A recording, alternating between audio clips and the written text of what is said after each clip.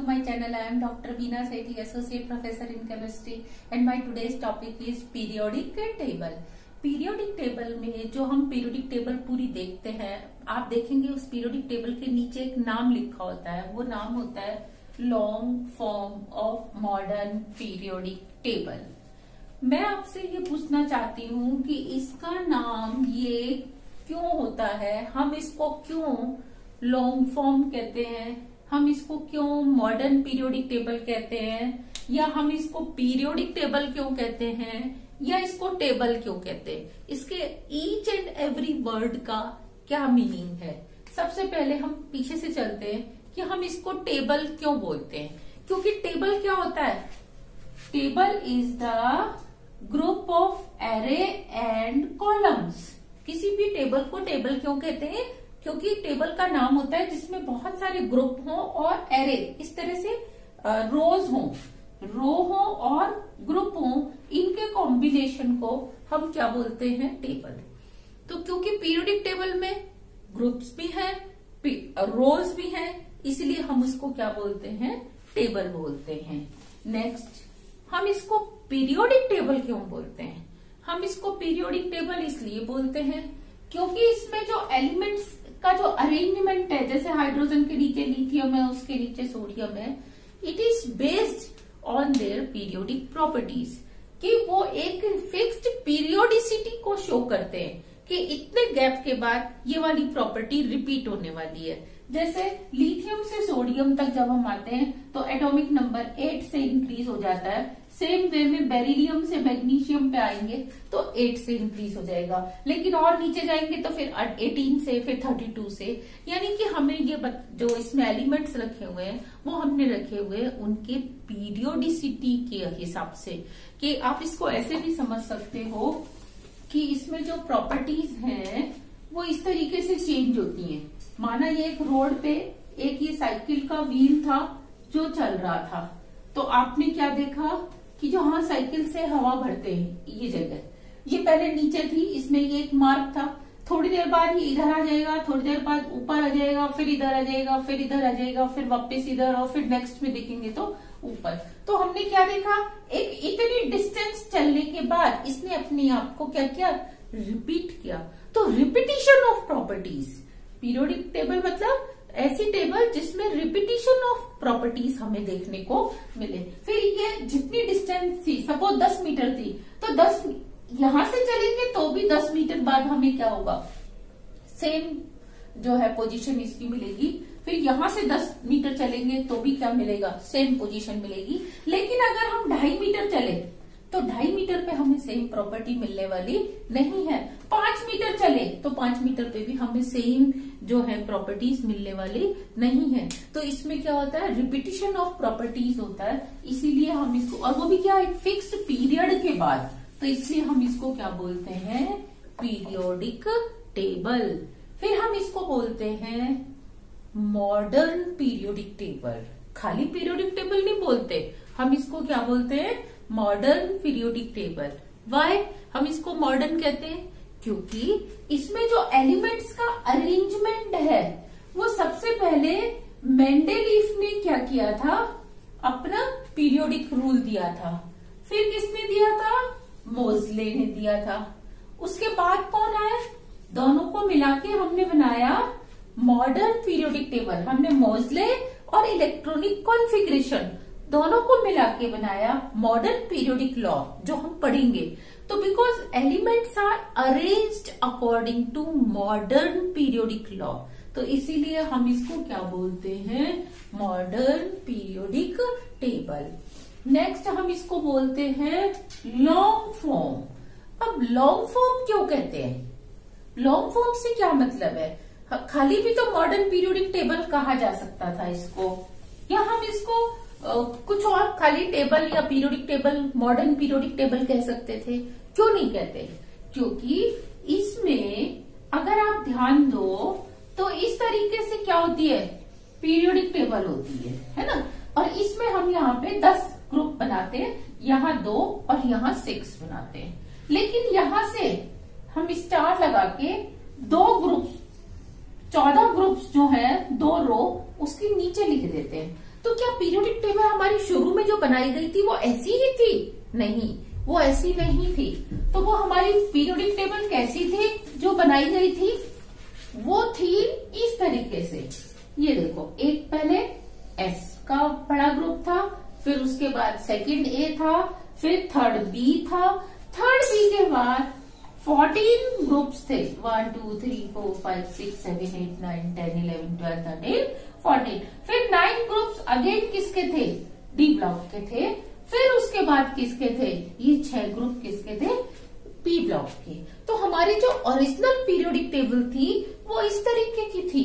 तो अब आप ये देखो कि जब हम इसको नीचे रखते हैं तभी इसको प्रिंट करना हो हमें बुक में, तो बुक को क्या करना पड़ता है?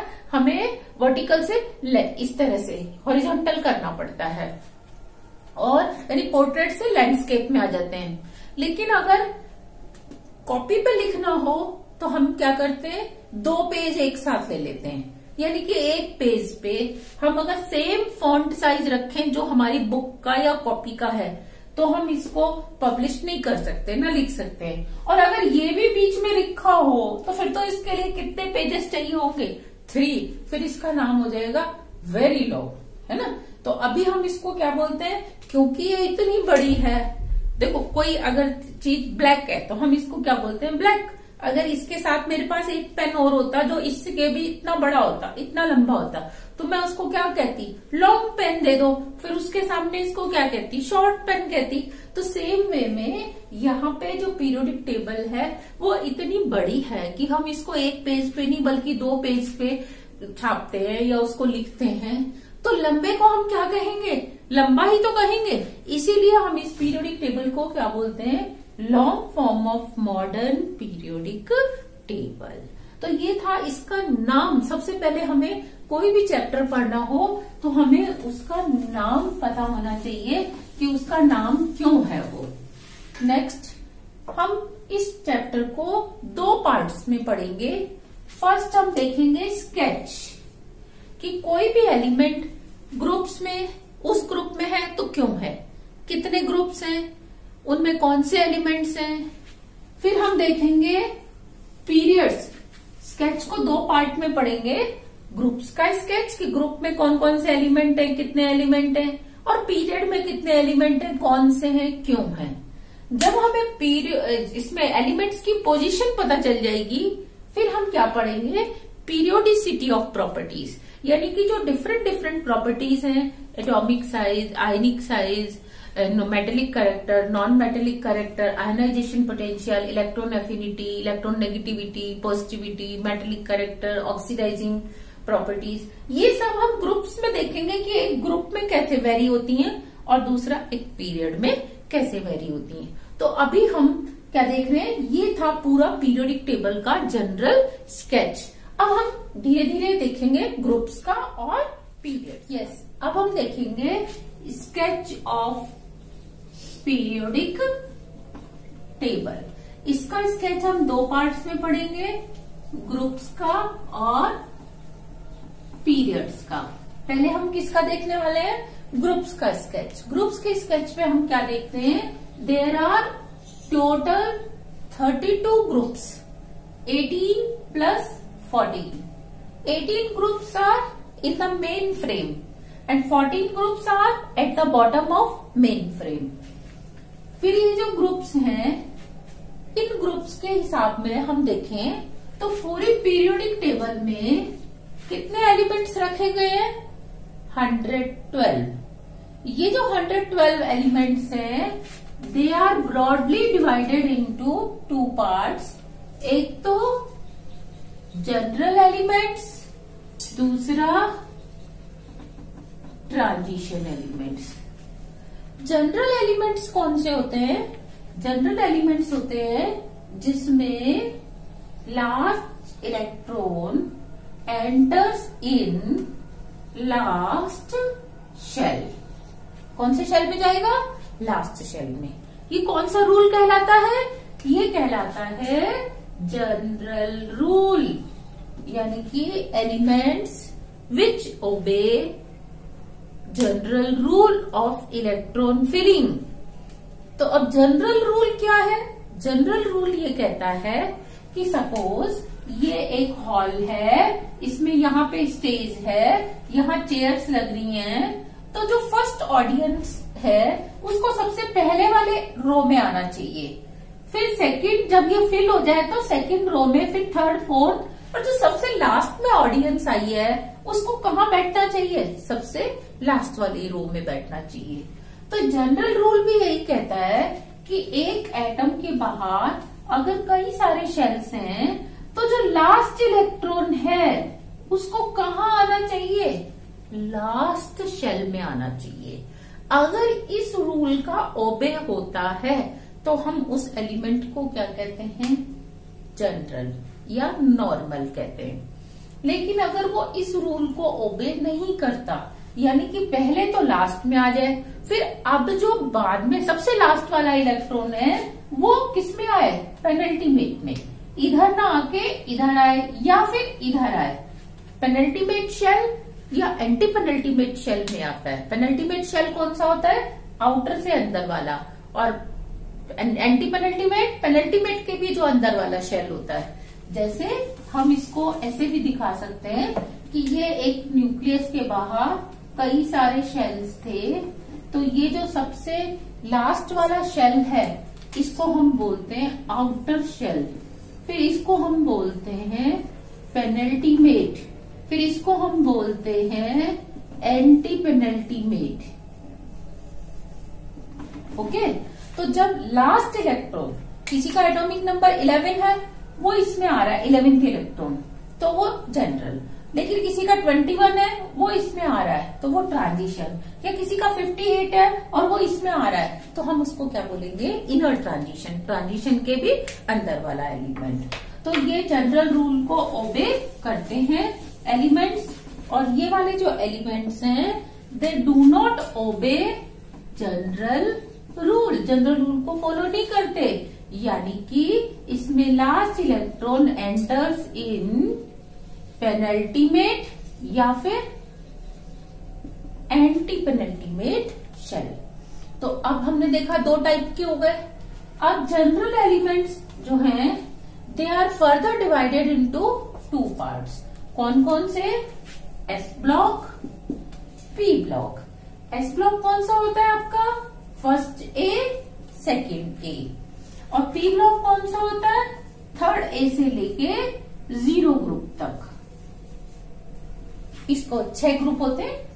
अब इसमें हम क्या देखते हैं? एस ब्लॉक के जो एलिमेंट्स हैं, फर्स्ट ए और सेकेंड ए वाले, हाइड्रोजन, लिथियम, सोडियम, पोटेशियम, इधर फिर बेरिलियम, मैग्नीशियम, कैल्शियम, इनको हम एस ब्लॉक एलिमेंट क्यों कहते हैं?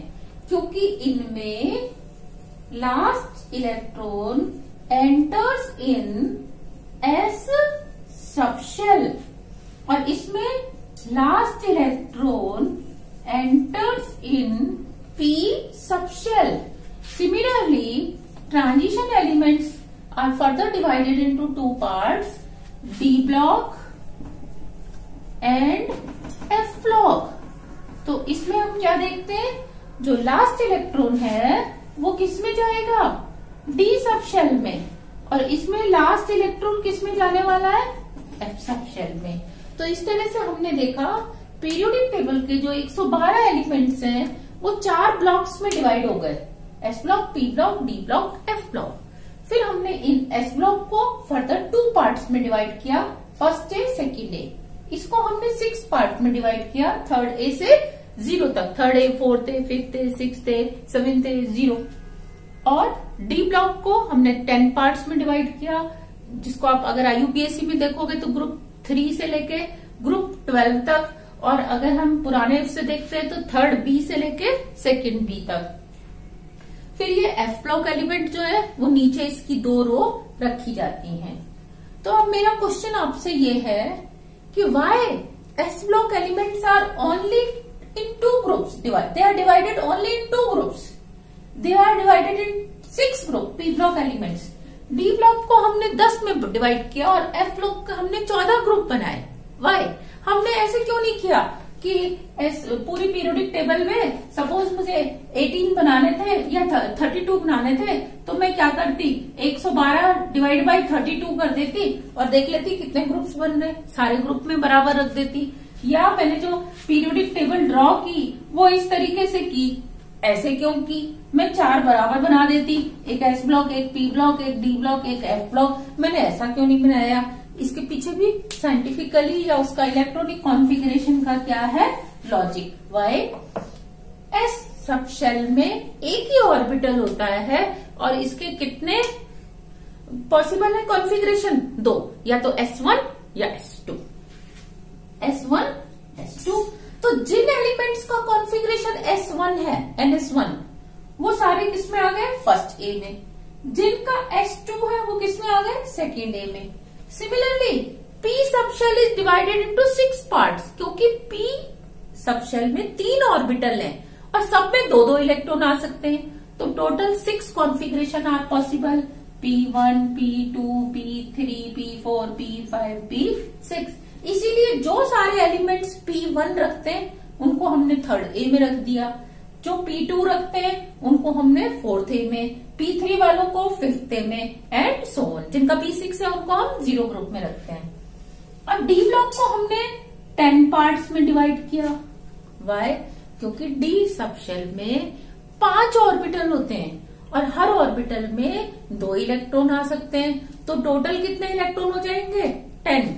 कॉन्फ़िगरेशन कितने बनेंगे, 10। सबका जिनका D1 है उनको एक हमने ग्रुप दे दिया, D2 वालों को दूसरा, D3 वालों को तीसरा, ऐसे D4, D5, D6, D7, D8, D9, D10 तक का दे देते हैं। और F ब्लॉक को हमने 14 में, अब आप समझ गए होंगे क्यों डिवाइड किया, क्योंकि इसमें 7 ऑर्बिटल्स हैं, 14 different configurations are possible, F1, F2, F3, F4, F5, so on, इस तरीके से। तो हम कह सकते हैं कि 112 एलिमेंट्स जो हैं वो 2 S ग्रुप बना रखे हैं, 6 P, 10 D और 14 किसके बना रखे हैं, F के। अगर मुझे इनका जनरल कॉन्फ़िगरेशन लिखना हो ग्रुप का, तो मैं कैसे लिखूंगी, या ब्लॉक का कैसे लिखूंगी। अब आप इसकी अगर समरी बनाना चाहें तो आप ऐसे बना सकते हैं कि ये 2 पार्ट में डिवाइड हुआ था, किसमें, जनरल और ट्रांजिशन में।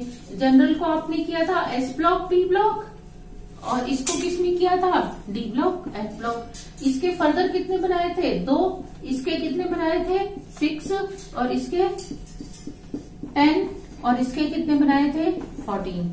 तो इसका जो जनरल कॉन्फ़िगरेशन होता है वो क्या होता है, NS1 और NS2 दूसरे ग्रुप का, तो दोनों का मिला के क्या हो गया, NS1 to 2। यानी कि जो पूरा फर्स्ट ए है, फर्स्ट ए सबका कॉन्फ़िगरेशन क्या होगा, NS1। जो पूरा सेकंड ए है उन सबका आउटर शेल का कॉन्फ़िगरेशन क्या होगा, NS2। फिर P ब्लॉक में अगर आप देखें तो जो थर्ड ए है, इधर थर्ड ए, उसका क्या होगा, P1। फिर इसका क्या होगा, P2। फिर अगले का क्या होगा, P3, और लास्ट तक क्या हो जाएगा, P6। D में क्या होगा, हम इसको एक पीछे वाला D भरते हैं, N-1 D1, फिर N-1 D2, D3, D4, 10। तो जनरल कॉन्फ़िगरेशन क्या होने वाला है इसका, NS2, N-1 D, 1 to 10। और P ब्लॉक का क्या बनेगा, NS2, NP, 1 to 6। अगर मैं F ब्लॉक का लिखूं तो मेरे पास कॉन्फ़िगरेशन क्या होता है, NS2, N-1 D, 0 to 1, N-2 F, 1 to 14। तो क्योंकि पूरे जो ग्रुप्स का क्लासिफिकेशन है वो किस पे बेस्ड है, इलेक्ट्रॉनिक कॉन्फ़िगरेशन पे, तो हम इस तरीके से ग्रुप्स का स्केच डिस्कस कर सकते हैं। तो ये थी स्केच ऑफ ग्रुप्स की समरी। इसमें हम क्या देखते हैं, फर्स्ट ए में सबका कॉन्फ़िगरेशन NS1 है। N क्या है यहाँ पे, N है पीरियड नंबर। अगर पहले पीरियड का एलिमेंट है तो कॉन्फ़िगरेशन हो जाएगा 1s1, दूसरे का है तो क्या हो जाएगा 2s1, तीसरे का है तो क्या हो जाएगा 3s1, 4s1, 5s1, 6s1, 7s1। और इस वाले में क्या होगा, n की वैल्यू हम जिस पीरियड में है, क्योंकि सेकंड से शुरू होता है तो इसका हो जाएगा 2s2, फिर इसका क्या होगा 3s2, फिर 4s2। डी ब्लॉक में हम क्या देखते हैं, इस तरीके से ग्रुप्स बने, हर ग्रुप में क्या होगा n-1 D1, फिर D2, D3, D4, D10 तक। तो जनरल कॉन्फ़िगरेशन क्या आ जाता है ns2 n-1 D1 to 10। P block में क्योंकि 6 होते हैं तो पहले ग्रुप का होगा ns2 np1, दूसरे का होगा ns2 np2, फिर np3, np4, np5, np6 और जनरल क्या बन जाता है ns2 np1 to 6। n यहाँ पे अगेन क्या है ग्रुप नंबर है, वो पीरियड नंबर है जिस पीरियड में एलिमेंट है। जैसे मैं अगर बात करूं 6th पीरियड में यहाँ पे एक एलिमेंट आता है, उसका कॉन्फ़िगरेशन क्या होगा, तो हम क्या देखेंगे, इसका कॉन्फ़िगरेशन होगा 6s2 6p1। और अगर मैं बात करूं 3rd पीरियड में यहाँ पे एक एलिमेंट आता है, 3rd ग्रुप और यहाँ से 3rd पीरियड, तो इसका कॉन्फ़िगरेशन हो जाएगा 3p3। क्या हो जाएगा 3p3। और अगर मुझे यहाँ पे एक एलिमेंट की बात करनी है तो ये क्या 6th पीरियड है और 6th ग्रुप है, तो इसका हो जाएगा 6p6। तो हम इस तरीके से पीरियड नंबर 6 है तो आगे 6 लिख दिया, और क्योंकि ग्रुप नंबर 6 है तो हमने क्या लिख दिया p6 लिख दिया। यहाँ पे 6th पीरियड था लेकिन ग्रुप इधर से फर्स्ट था तो हमने क्या लिख दिया 6p1। तो आप को अगर पीरियोडिक टेबल में एलिमेंट की पोजीशन पता है कि कौन से ग्रुप में और कौन से पीरियड में है, तो आप उसका क्या कर सकते हैं वैलेंस शेल का कॉन्फ़िगरेशन खुद ही फाइंड आउट कर सकते हैं। ये था ग्रुप्स का स्केच ऑफ पीरियोडिक टेबल पे। जो नेक्स्ट टॉपिक है वो है स्केच ऑफ पीरियड्स। अभी हमने ग्रुप्स का स्केच देखा, अब हम पीरियड्स का स्केच देख रहे हैं। तो जो पीरियोडिक टेबल होती है हमारी वो कुछ इस तरीके से होती है। तो हम क्या देखते हैं, जो पहला पीरियड है उसमें कितने एलिमेंट्स होते हैं, ओनली 2, एक हाइड्रोजन और एक हीलियम। तो हम इसको क्या नाम देते हैं, वेरी शॉर्ट। अब देखो वेरी शॉर्ट क्यों कहा, क्योंकि छोटे से भी छोटा है, केवल 2 ही एलिमेंट है, एक का एटॉमिक नंबर 1, दूसरे का 2, हाइड्रोजन और हीलियम। लेकिन दूसरे पीरियड में, सेकेंड पीरियड में, जो कि lithium, beryllium, boron, carbon, nitrogen वाला होता है, उसमें कितने एलिमेंट्स आते हैं 8। तो इसको हम क्या कहते हैं शॉर्ट, क्योंकि छोटा है, छोटा ही क्योंकि 8 ही है तो हम इसको क्या बोलेंगे शॉर्ट बोलेंगे।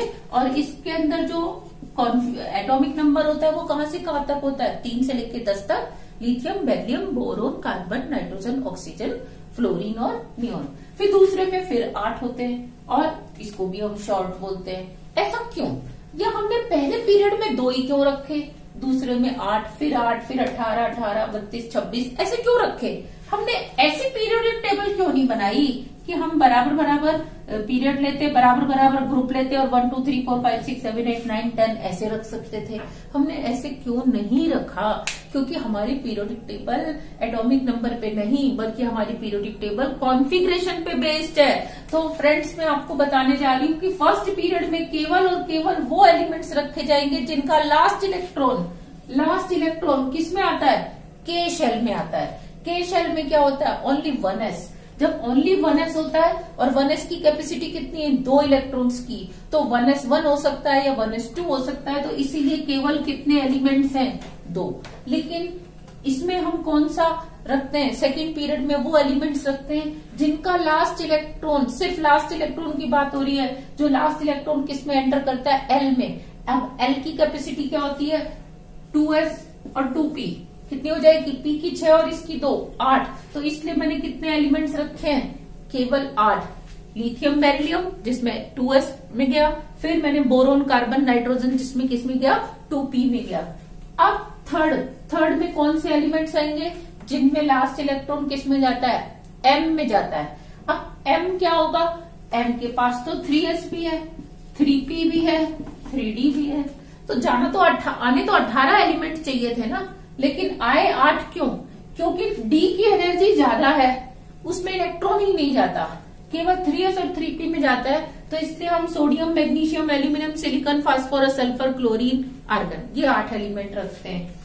इसमें जाना चाहिए n शेल में। जब लास्ट इलेक्ट्रॉन n शेल में जाएगा तो उसको हम किस में रखेंगे, ग्रुप 4 में रखेंगे।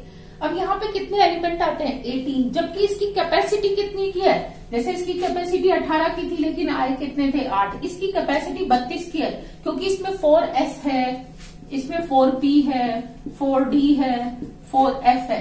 लेकिन 4p और 4d की एनर्जी ज्यादा है, नहीं जाते। तो हम क्या देखते हैं, 4s के बाद 3d में इलेक्ट्रॉन जाते हैं, यहाँ पे फोर्थ शेल में। फिर किस में जाते हैं, 4s और 4d पे नहीं जाएंगे, 4p में जाएंगे। तो हम क्या देखते हैं, 4s और 4p के बीच में कौन सा सब शेल भरा जाता है, 3d। तो 10 इसके, 2 इसके और 6 इसके, कितने हो गए, 18। अब O की कैपेसिटी कितनी है, 5s, 5p, 5d, 5f, 5g, यानी 32 से भी ज्यादा। 32 में 18 जोड़ दो 50, लेकिन इसमें तो केवल 18 एलिमेंट है। क्यों, क्योंकि डी एफ जी की एनर्जी क्या है, ज्यादा। तो कौन कौन से सबशेल भरे जाते हैं, 5s के बाद ये 4d इधर आके भरा जाता है और 5p, तो कितने हो गए, 18। नेक्स्ट यहाँ पे भरा जाएगा p सबशेल में क्या होगा, 6s, 6p, 6d, 6f, 6g, 6h तक होगा। तो उसकी कैपेसिटी तो बहुत ज्यादा हो जाएगी। लेकिन यहाँ पे कौन से भरे जाते हैं, 6s भरा जाता है, ऊपर वाले का क्या भरा जाता है, 5d, और इसके भी ऊपर वाले का क्या भरा जाता है, 4f, और फिर क्या भरा जाता है, 6p। और इनमें मिला के कितने इलेक्ट्रॉन आ सकते हैं, ओनली 32, इसलिए इसको क्या कहते हैं, 32। अब देखो ये वेरी स्मॉल था, ये शॉर्ट थे, ये लॉन्ग थे, तो अब 32 वाला तो वेरी लॉन्ग होगा, तो इसलिए इसका नाम क्या रखा हमने, वेरी लॉन्ग। अब आता है ये 7th पीरियड में कौन सा शेल भरा जाएगा, क्यू का मतलब 7s, 7p, 7d, 7s, 7p, 7d, 7f, 7g, 7h। लेकिन उन सब की तो एनर्जी ज्यादा है, तो इसमें कौन कौन से भरे जाते हैं, 7s के बाद ऊपर का d, 6d, यहां से 6d भरा जाएगा, फिर 5f भरा जाएगा, फिर 7p। लेकिन अभी हमारे पास इतने एलिमेंट ही नहीं है कि जो 7p में जा सके। तो केवल कितने अभी हमारे पास, 26, तो ये अभी इनकम्प्लीट है। तो अब भाई इनकम्प्लीट को हम क्या कहेंगे, इनकम्प्लीट ही तो कहेंगे, इसीलिए हम इसका नाम क्या कहते हैं, इनकम्प्लीट। भाई था तो वेरी लॉन्ग लेकिन इनकम्प्लीट है, तो इसलिए हम इसको कहते हैं इनकम्प्लीट वेरी लॉन्ग शेल। तो देखा आपने कि पीरियड में हम क्या रखते हैं, आउटर शेल का कांस्टेंट रखते हैं, क्या, प्रिंसिपल क्वांटम नंबर, जबकि ग्रुप में हम क्या रखते हैं, सबशेल यानी एजीमुथल क्वांटम नंबर कांस्टेंट रखते हैं। अगर s भरा जा रहा है तो नीचे तक s भरा जाएगा, p भरा जा रहा है तो नीचे तक p, और p1 है तो p1 ही रहेगा। जबकि ग्रुप में हम क्या रखते हैं, 2s है तो 2s 2p यही भरे जाएंगे, 4s है तो 4s 4p, पीछे का 3d भरा जा सकता है लेकिन 4s 4p 5 नहीं आएगा। इस पीरियड में कोई भी ऐसा एलिमेंट नहीं होगा जिसमें 5 नंबर आ जाए, प्रिंसिपल क्वांटम नंबर 5 आ जाए। तो इस तरीके से ये जो था क्या, sketch of periods. Thank you.